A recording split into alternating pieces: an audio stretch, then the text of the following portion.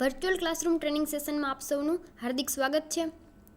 આજે હું આઈટીઆઈમાં ચાલતા ઇલેક્ટ્રોનિક મિકેનિક ટ્રેડમાં SWG and classification of cables વિશે આપ સૌને તાલીમ સહ માર્ગદર્શન આપીશ. તો અહીંયા આપણે જે લેસન ડિસ્કસ કરીશું તે છે એસડબલ્યુજી એન્ડ ક્લાસિફિકેશન ઓફ કેબલ્સ.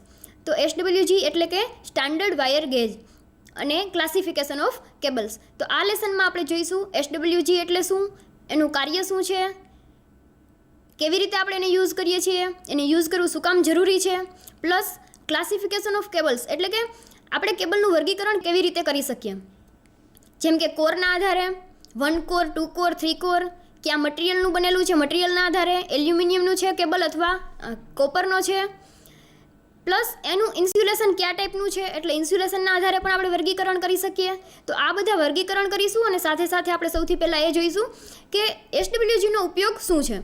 તો અહીંયા આપણે અનુક્રમણિકા પહેલાં જોઈ લઈએ કે આપણે આ લેસનમાં ડિસ્કસ કરીશું એસડબલ્યુજી, એનો યુઝ, ક્લાસિફિકેશન ઓફ કેબલ્સ. તો સૌથી ફર્સ્ટ આપણે ક્લાસિફિકેશન જોઈશું એકોર્ડિંગ ટુ ગેજ એટલે કે ગેજના રીતે આપણે કેબલને કેવી રીતે વર્ગીકરણ કરી શકીએ.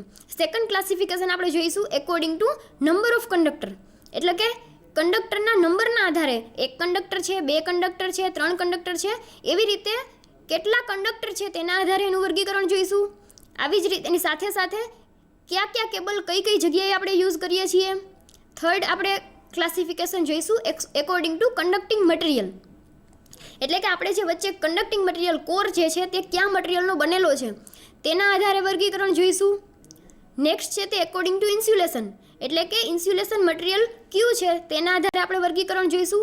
અને લાસ્ટ આપણે વર્ગીકરણ જોઈશું તે છે એકોર્ડિંગ ટુ ફ્લેક્સિબિલિટી એટલે ફ્લેક્સિબિલિટીના આધારે કયા કયા ક્લાસના કેબલ હોય છે. તો સૌથી ફર્સ્ટ આપણે જોઈએ એસડબલ્યુજી. એસડબલ્યુજીનું ફૂલ ફોર્મ છે સ્ટાન્ડર્ડ વાયર ગેજ.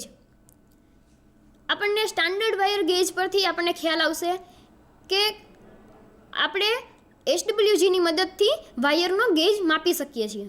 તો એસડબલ્યુજીનો ઉપયોગ છે કોઈ પણ વાયરનો ડાયામીટર માપવા માટે આપણે એસડબલ્યુજીનો ઉપયોગ કરીએ છીએ. આપણે ડાયામીટર જે માપીએ છીએ તે એમએમમાં વાપરીએ છીએ એટલે કે મિલીમીટરમાં. એસડબલ્યુજીની તમે ફિગર જોશો તો તમને ખ્યાલ આવશે કે દરેક ગેજના અલગ અલગ સ્લોટ આપેલા છે એટલે કે દરેક ડાયામીટર માટે અલગ અલગ સ્લોટ આપેલા છે. અહીંયા આપણે તમે ફિગર જોશો તો એક એસડબલ્યુજી દેખાશે, એક સ્ટાન્ડર્ડ વાયર ગેજ છે અને સાથે સાથે એક ટેબલ છે. તો સૌથી પહેલાં આપણે એ ડિસ્કસ કરીએ કે વાયરનો ડાયામીટર માપવો શું કામ જરૂરી છે. વાયરનો ડાયામીટર માપવો એટલે જરૂરી છે કેમ કે વાયરના ડાયામીટર પર એની મેક્ઝિમમ કરંટ કેપેસિટી અથવા maximum current carrying capacity depend કરે છે. મેક્ઝિમમ કરંટ કેરિંગ કેપેસિટી એટલે કે કોઈ પણ વાયર મેક્ઝિમમ કેટલો કરંટ વહન કરી શકે. જો એનાથી તમે વધારે કરંટ વહન કરશો તેના પરનું ઇન્સ્યુલેશન છે તે ડેમેજ થઈ જાય છે, જેના લીધે કરંટ લીકેજ થવાની પ્રોબ્લેમ થઈ શકે. એટલે આપણે કોઈ પણ વાયરનો ડાયામીટર માપવો જરૂરી છે અને આ ડાયામીટર આપણે એસડબલ્યુજીની મદદથી માપી શકીએ છીએ. તો જો તમે ફિગરમાં જોશો તો એક એસડબલ્યુજીમાં અલગ અલગ સ્લોટ આપેલા છે. તો ફોર એક્ઝામ્પલ આપણે લઈએ 19 નંબરનો સ્લોટ. તો એ જે 19 છે તે બતાવે છે ગેજ. એમાં જે વાયર આપણે ફિટ કરીશું તો જેનો ગેજ 19 હશે તેનો ડાયામીટર કેટલો હશે 1.016 mm. જે 19 છે તે વાયરનો ડાયામીટર નથી પરંતુ એ વાયરનો ગેજ છે. વાયરનો ડાયામીટર આ ટેબલ પરથી આપણને ખ્યાલ આવશે કે જે વાયરનો ગેજ 19 હશે તેનો ડાયામીટર હશે 1.016 mm અને તેની મેક્ઝિમમ કરંટ કેરિંગ કેપેસિટી હશે 2.3 એમ્પિયર. હવે ફોર એક્ઝામ્પલ આપણે સેકન્ડ એક્ઝામ્પલ જોઈએ કે 25 હશે, જેનો ગેજ 25 હશે તો એની ડાયામીટર 8 વાયરનો ડાયામીટર હશે 0.508 mm અને તેની કરંટ કેરિંગ કેપેસિટી હશે 0.577 એમ્પિયર. તો જો આપણે ગેજ 19 અને ગેજ 25 એ બંને વાયરને કમ્પેર કરીએ તો આપણને ખ્યાલ આવશે કે 19 જે ગેજ છે તે વાયરનો ડાયામીટર છે તે 25 ગેજવાળા ડાયામીટર કરતાં વધારે હશે. એટલે અહીંયા એવું નથી કે વાયરનો ગેજનો નંબર વધારે હોય એટલે એનો ડાયામીટર પણ વધારે હશે. અહીંયા ઉલટું હશે, જેમ ગેજ વધારે હશે તેમ વાયરનો ડાયામીટર ઓછો હશે અને વાયરનો ડાયામીટર ઓછો હશે એટલે એની કરંટ કેરિંગ કેપેસિટી પણ ઓછી હશે. તો અહીંયા આપણે જોયું SWG શું છે, એનો ઉપયોગ કેવી રીતે કરીએ છીએ, એનો ઉપયોગ શા કામ માટે થાય છે, અને હવે આપણે જોઈશું ક્લાસિફિકેશન ઓફ કેબલ્સ એટલે કે કેબલનું વર્ગીકરણ. તો સૌથી પહેલું આપણે ક્લાસિફિકેશન જોઈએ એકોર્ડિંગ ટુ ગેજ. હવે ગેજની મદદથી આપણે કેબલને ઘણી રીતે ક્લાસિફાઈ કરી શકીએ. તો અહીંયા આપણે બે એક્ઝામ્પલ લીધેલા છે, એક તો 3x22 કેબલ અને એક 7x20 વાયર અથવા 7x20 કેબલ. તો 3x22 કેબલ એટલે કે એ કેબલમાં 3 કંડક્ટર હશે. 3 શું બતાવે છે? Number of conductor. એટલે આ કેબલમાં 3 કંડક્ટર હશે અને દરેક છે તે 22 ગેજના હશે. એનો એટલે આપણે કેબલને કહીશું 3x22 કેબલ. સેમ વે આપણે સેકન્ડ એક્ઝામ્પલ જોઈએ, તો એ છે 7x20 કેબલ. તો આ કેબલમાં 7 કંડક્ટર હશે અને દરેક 20 ગેજના હશે. અહીંયા આપણે AWG કેબલ્સ અને વાયર સાઇઝીસની ફિગર જે આપેલી છે તેમાં જોઈશું તો દરેક વાયરની સામે તેનો ગેજ નંબર લખેલો છે. ફોર એક્ઝામ્પલ આપણે નીચેની ફિગર જોઈએ તો જેમાં 0 થી 12 ગેજ સુધીના વાયર આપેલા છે. તો આના પરથી આપણને ખ્યાલ આવશે કે જે 0 ગેજવાળો વાયર છે તે 12 ગેજ વાળા વાયર કરતાં એની થિકનેસ વધારે છે. એટલે આપણને ખ્યાલ આવશે કે જેમ ગેજ નંબર વધારે હશે તેમ તે કેબલનો ડાયામીટર ઓછો હશે અને જેમ ગેજ નંબર નાનો હશે તેમ તેનો ડાયામીટર વધારે હશે. હવે સેકન્ડ આપણે ક્લાસિફિકેશન જોઈશું એકોર્ડિંગ ટુ કન્ડક્ટિંગ મટીરિયલ. એટલે કન્ડક્ટિંગ મટીરિયલના આધારે આપણે કેબલનું ક્લાસિફિકેશન કેવી રીતે કરી શકીએ? તો આપણે બે રીતે કરી શકીએ. એક તો એલ્યુમિનિયમ કેબલ અથવા કોપર કેબલ. તો અહીંયા આપણે બે એક્ઝામ્પલ લીધા છે. એલ્યુમિનિયમ કેબલ માટે એક એક્ઝામ્પલ લીધું છે ACSR કેબલ અને કોપર કેબલ માટે આપણે એક એક્ઝામ્પલ લીધું છે બેર કોપર કેબલ. એટલે આપણે હવે આ બંને કેબલને ડિસ્કસ કરીએ. તો સૌથી ફર્સ્ટ છે ACSR કેબલ. તો ACSRનું ફૂલ ફોર્મ છે એલ્યુમિનિયમ કંડક્ટર સ્ટીલ રેઇનફોર્સ. તો આ પ્રકારના કેબલનું કન્સ્ટ્રક્શન જોઈએ તો તેમાં વચ્ચે સ્ટીલના કંડક્ટર હોય છે અને તેની ફરતે એલ્યુમિનિયમના કંડક્ટર હોય છે. સ્ટીલના કંડક્ટર વચ્ચે યુઝ કરવાથી આ પ્રકારના કેબલની ફ્લેક્સિબિલિટી વધશે અને સાથે સાથે મેકેનિકલ સ્ટ્રેન્થમાં અથવા ટેન્સાઇલ સ્ટ્રેન્થમાં પણ વધારો થશે. સ્ટીલ વાયર છે તેને જનરલી ઝીંક કોટિંગ કરેલા હોય છે. સ્ટીલ વાયર પર અથવા સ્ટીલ કંડક્ટર પર કાટ ના લાગે, કરોઝનનો પ્રોબ્લેમ ના થાય તેના લીધે આપણે સામાન્ય રીતે ACSR કેબલમાં જે સ્ટીલ કંડક્ટર વાપરીએ તેને ઝીંક કોટિંગ કરેલા હોય છે. સ્ટીલ વાપરવાથી ફ્લેક્સિબિલિટી પણ વધે છે અને સાથે સાથે સ્ટીલની ઇલાસ્ટિસિટી અથવા મોડ્યુલસ ઓફ ઇલાસ્ટિસિટી પણ ઘણી વધારે હોય છે, જેના લીધે આપણે આ પ્રકારના કેબલમાં સ્ટીલનો ઉપયોગ કરીએ છીએ. ACSR કેબલ છે તે સામાન્ય રીતે આપણે ઓવરહેડ વાયરિંગમાં વાપરીએ છીએ. હવે કોપર કેબલમાં આપણે એક એક્ઝામ્પલ લીધું છે બેર કોપર કેબલ. તો આ પ્રકારના કેબલમાં એઝ એ કંડક્ટર આપણે કોપરનો યુઝ કરીએ છીએ અને આ પ્રકારના કેબલ છે તે ઓવરહેડ વાયરિંગમાં અને ડોમેસ્ટિક વાયરિંગમાં પણ વપરાય છે. ડોમેસ્ટિક અર્થ વાયરિંગમાં. ઓવરહેડ વાયરિંગમાં જો આપણે બેર કોપર વાયર અથવા બેર કોપર કેબલ વાપરીએ તો એનો ગેજ સામાન્ય રીતે 6 થી 8 હોય છે અને ડોમેસ્ટિક અર્થ વાયરિંગમાં જો આપણે બેર કોપર કેબલ વાપરીએ છીએ તો એનો ગેજ 14 હોય છે. અહીંયા આપણે હવે થર્ડ ક્લાસિફિકેશન ડિસ્કસ કરીશું, એટલે કે classification of cable according to number of conductor.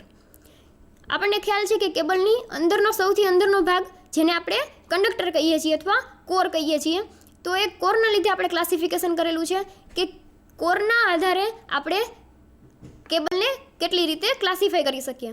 તો એમાં આપણે એનું વર્ગીકરણ જોઈશું તો આપણને મળશે single core cable, 2 core cable, 3 core cable or 4 core cable. હવે આપણે આ દરેક કેબલને ડિસ્કસ કરીએ, તેનું કન્સ્ટ્રક્શન જોઈએ અને સાથે સાથે આ પ્રકારના કેબલ કઈ જગ્યાએ આપણે વાપરીએ છીએ. તો સૌથી ફર્સ્ટ આપણે ડિસ્કસ કરીશું સિંગલ કોર કેબલ. તો સિંગલ કોર કેબલ એટલે આપણે નામથી જ ખબર પડી જશે કે સિંગલ કોર એટલે આ પ્રકારના કેબલમાં એક જ કોર હશે. તો આ પ્રકારના કેબલની તમે ફિગર જોશો તો તમને ખ્યાલ આવશે કે એક જ કોર હોય છે અને ફરતે એનું ઇન્સ્યુલેશન કવર હોય છે.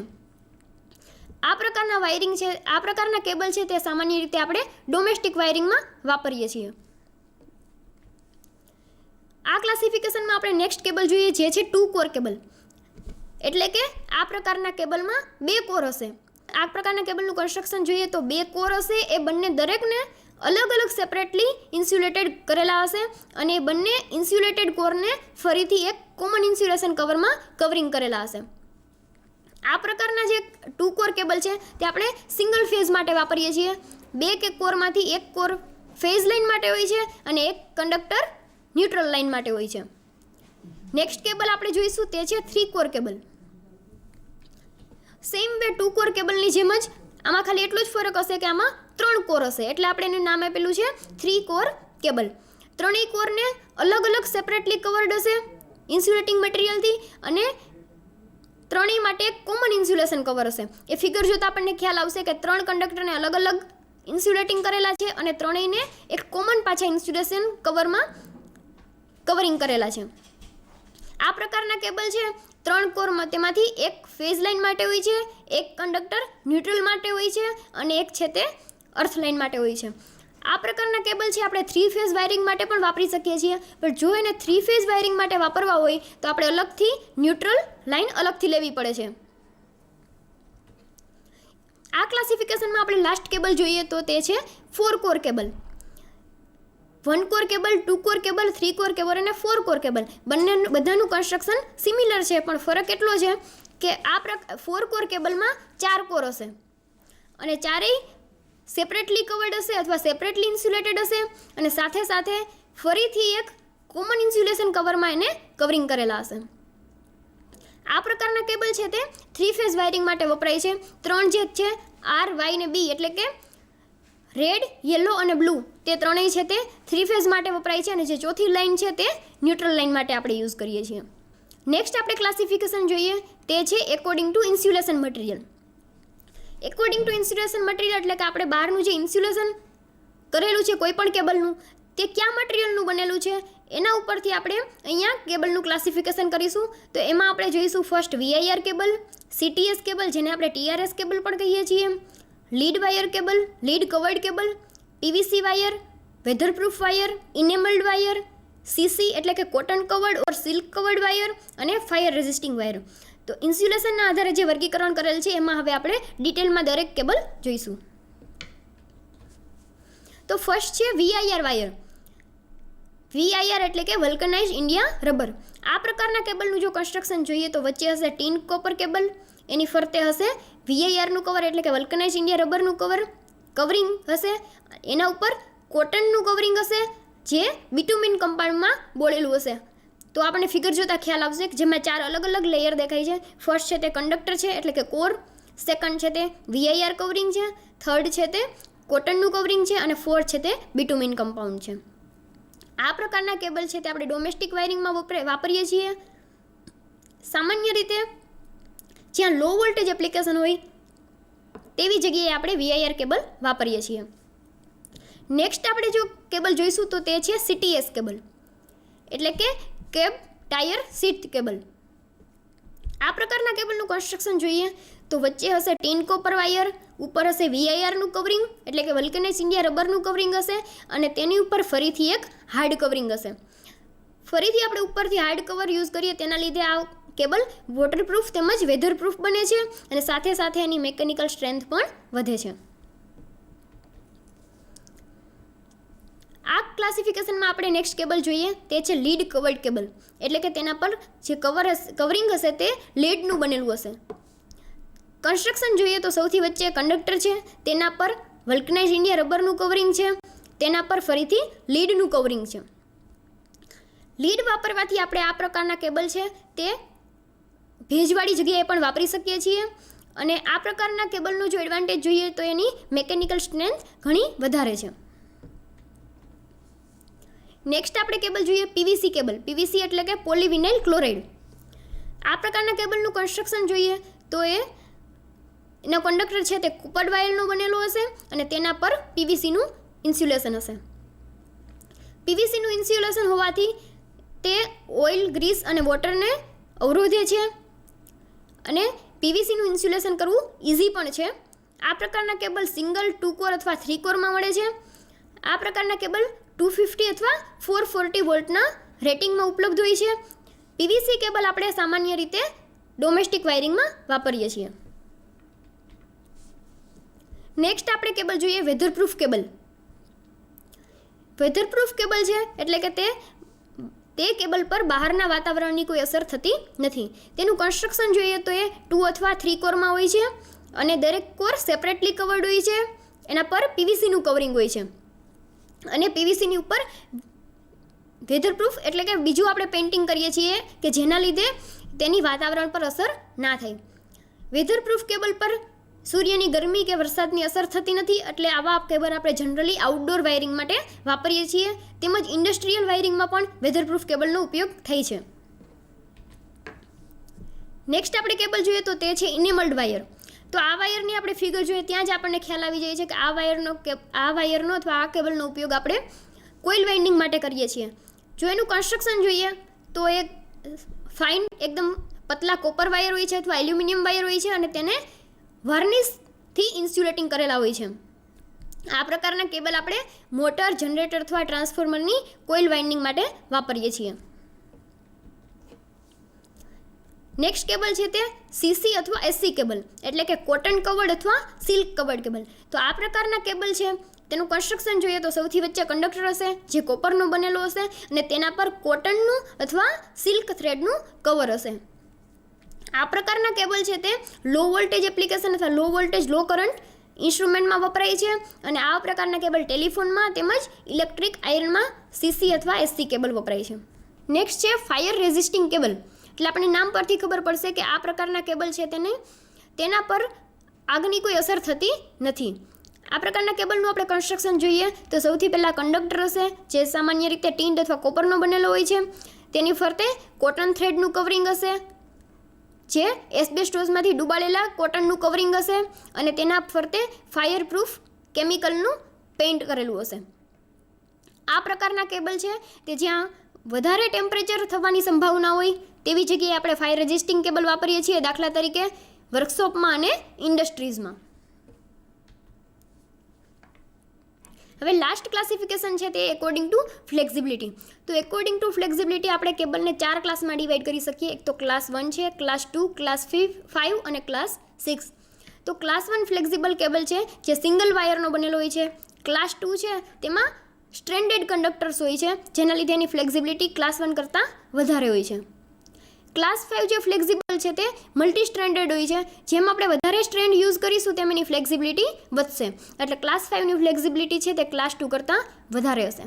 ક્લાસ 6 ફ્લેક્સિબલ કેબલ છે તે વેરી ફ્લેક્સિબલ હશે. તે પણ મલ્ટી સ્ટ્રેન્ડેડનું બનેલું હશે અને તેની ફ્લેક્સિબિલિટી ક્લાસ 5 કરતાં વધારે હશે. અહીંયા આપણે ક્લાસનું બધા ક્લાસિફિકેશન જોઈ લીધા. According to gauge, according to conductor, according to insulating material, according to flexibility, according to conducting material. સૌથી ફર્સ્ટ આપણે જોયું SWG એટલે કે standard wire gauge. Standard wire ગેજનો ઉપયોગ કઈ જગ્યાએ થાય છે તો આપણે ડાયામીટર માપવા માટે સ્ટાન્ડર્ડ વાયર ગેજનો ઉપયોગ કરીએ છીએ.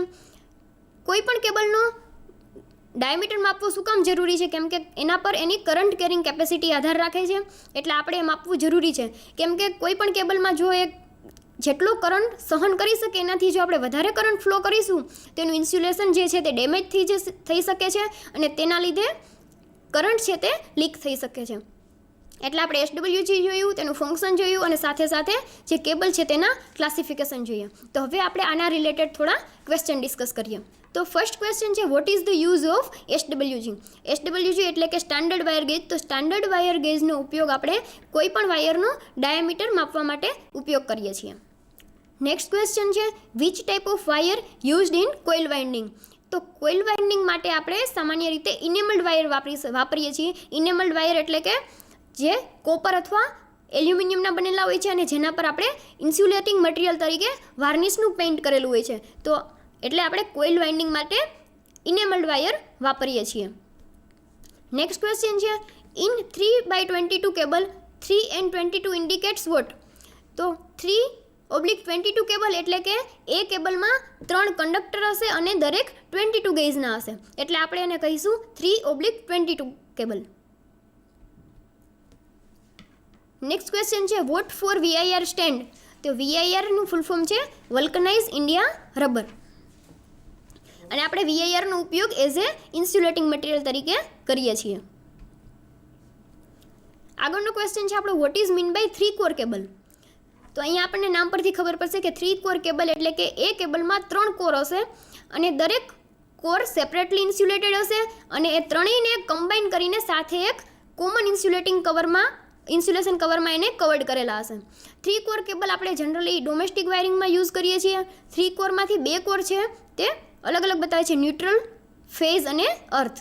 અહીંયા આપણે આ પ્રકારના આ જે લેસન છે SWG and types of cable, તેમાં આપણે SWG and classifications of cable, તો SWGનું ડિસ્કશન કર્યું આપણે, શું ફંક્શન છે તે.